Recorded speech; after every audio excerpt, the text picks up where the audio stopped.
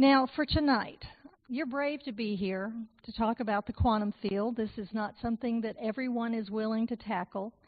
Got to tell you, Marsha asks the really deep questions about God, the universe, and how everything fits together.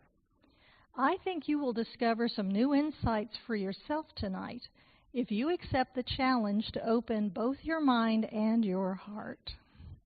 On that note, I say let us welcome Dr. Marsha Walters.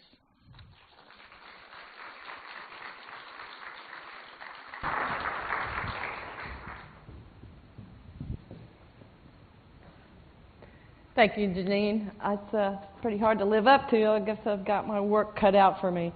And my gratitude to Spiritual Frontiers Fellowship and all of you who show up here monthly or semi when you can.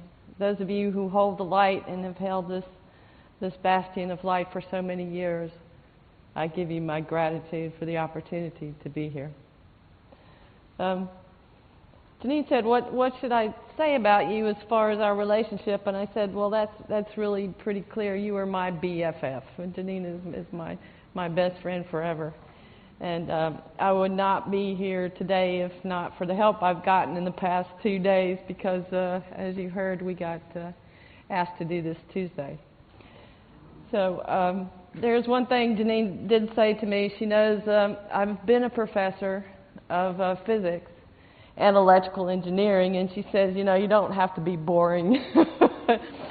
So I'll try my best to interject a little physics and electrical engineering humor every chance I get into the field for you. So without further ado, we have a lot to cover tonight and going to keep you busy.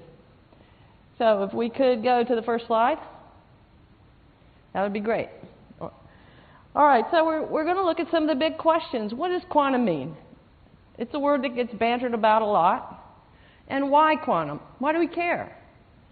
What is the quantum field as opposed to just being quantum? And what's this got to do with spirituality or religion? How is this useful to us in our daily lives? How is it useful? How do we communicate with this field? And so if we have time, and I'm hoping we do have time, near the end, we get to the big question, show me. Show me how it's useful. Actually, I'm going to do that with you now. And see this, begin to think about quantum as being multidimensional and in many layers.